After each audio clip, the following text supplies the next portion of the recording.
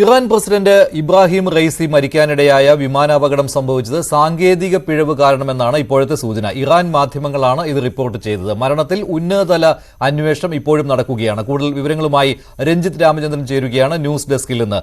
രഞ്ജിത്ത്, പക്ഷേ ഇത് ഇറാൻ ഔദ്യോഗികമായി സ്ഥിരീകരിച്ചിട്ടില്ലല്ലോ. എന്താണ് ഈ അപകടത്തിന് കാരണമെന്നത്? ചില സംശയങ്ങൾ ഇക്കാര്യത്തിൽ ഇപ്പോഴും ഭരണകൂടത്തിന് ഇല്ലേ? സംശയങ്ങളുടെ പുറത്താണ് മഞ്ജുഷ് ഇപ്പോൾ ഒരു ഉന്നതതല അന്വേഷണം പ്രഖ്യാപിച്ചിരിക്കുന്നത് എന്നുള്ളതാണ്. Iran chief of staff Mohammad ബഗേരിയാണ് ഇതുമായി ബന്ധപ്പെട്ട ഉന്നതതല അന്വേഷണം പ്രഖ്യാപിച്ചിട്ടുള്ളത് എന്നുള്ളതാണ്. ഹെലികോപ്റ്റർ തകർന്നു വീഴാനിടയായ സാഹചര്യങ്ങൾ വിശദമായി തന്നെ പരിശോധിക്കുന്ന പശ്ചാത്തലം കൂടി ചേർത്ത് വായിക്കണം. പക്ഷേ ഇതിനിടയിലാണ് ഇറാൻ മാധ്യമങ്ങളുടെ ഭാഗത്ത് നിന്ന് ഇത്തരം ചില റിപ്പോർട്ടുകൾ പുറത്തു വരുന്നത്. അത് ഇറാനിൽ വ്യാപകമായി പ്രചരിക്കുന്നുണ്ട്. മറ്റ് അന്തർദേശീയ മാധ്യമങ്ങളും ഇക്കാര്യത്തിൽ അത്തരത്തിൽ ചില റിപ്പോർട്ടുകൾ നൽകുന്ന സാഹചര്യമുണ്ട്. അതായത് വിമാനത്തിന്റെ സാങ്കേതിക പിഴവാണ് ഇത്തരത്തിൽ ഒരു അപകടത്തിലേക്ക്, ക്ഷമിക്കണം, ഹെലികോപ്റ്ററിന്റെ സാങ്കേതിക പിഴവാണ് ഇത്തരത്തിൽ ഒരു അപകടത്തിലേക്ക് നയിച്ചത് എന്നാണ് ഇപ്പോൾ മാധ്യമങ്ങൾ പുറത്തുവിടുന്ന വിവരം. പക്ഷേ ഇത് ഔദ്യോഗികമായി സ്ഥിരീകരിച്ചിട്ടില്ല. അപ്പോഴും ചില സംശയങ്ങൾ നേരത്തെ മഞ്ജുഷ പറഞ്ഞതുപോലെ ബാക്കി നിൽക്കുന്നുണ്ട്. എങ്ങനെ ഈ 3 ഹെലികോപ്റ്ററുകളിൽ 2 എണ്ണം സുരക്ഷിതമായി തിരിച്ചു വന്നു എന്ന കാര്യം, ഈ 60 വർഷം പഴക്കമുള്ള ഹെലികോപ്റ്ററാണ് ഉപയോഗിച്ചതെന്നുള്ള കാര്യം നേരത്തെ പുറത്തു വന്നിരുന്നു. പ്രസിഡന്റിനെ പോലെ വളരെ പ്രധാനപ്പെട്ട ഒരാൾ സഞ്ചരിക്കുന്ന, അതായത് അയത്തുള്ള ഖൊമേനിയുടെ പിൻഗാമിയായൊക്കെ നേരത്തെ അത്തരത്തിൽ വ്യാഖ്യാനിക്കപ്പെട്ടിരുന്ന ഒരാൾ സഞ്ചരിക്കുന്ന ഒരു ഹെലികോപ്റ്റർ, അത് എത്രത്തോളം പഴക്കമുള്ള ഹെലികോപ്റ്ററിൽ എങ്ങനെ സഞ്ചരിക്കാൻ സാഹചര്യം ഉണ്ടായി എന്നതും വളരെ പ്രധാനപ്പെട്ട ഒന്നാണ്.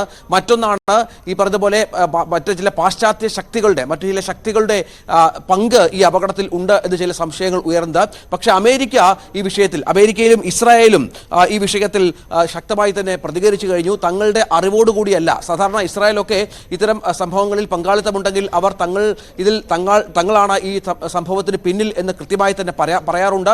ഇവിടെ അമേരിക്കയും ഇസ്രായേലും കൃത്യമായി തന്നെ പറഞ്ഞു കഴിഞ്ഞു, they were not involved in the chopper crash എന്ന് തന്നെ. അത് വ്യക്തമായി തന്നെ US secretary defence Lloyd Austin അദ്ദേഹം വ്യക്തമാക്കിയ പശ്ചാത്തലം കൂടി ചേർത്ത് വായിക്കണം. ഇസ്രായേലും സമാനമായി തന്നെ കാര്യങ്ങൾ പറഞ്ഞു വെച്ചിട്ടുണ്ട്. ബെൽ 212 എന്ന 60 വർഷം പഴക്കമുള്ള 1960-ലെ ഒരു കനേഡിയൻ മിലിറ്ററി ചോപ്പറാണ് ഈ ഉപയോഗിച്ചത് എന്നുള്ളതും നമുക്ക് മനസ്സിലായിട്ടുണ്ട്. സ്വാഭാവികമായും ഇതിന്റെ കാലപ്പഴക്കം ഈ അപകടത്തിൽ പ്രധാനമായി മാറിയിട്ടുണ്ട്.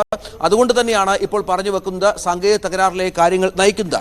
ഇതിനിടെ ഇറാനിൽ 5 ദിവസത്തെ ദുഃഖാചരണം തുടരുകയാണ്. പുതിയ പ്രസിഡന്റിനെ സംബന്ധിച്ചുള്ള അഭ്യൂഹങ്ങൾ നിലനിൽക്കുന്നുണ്ട്.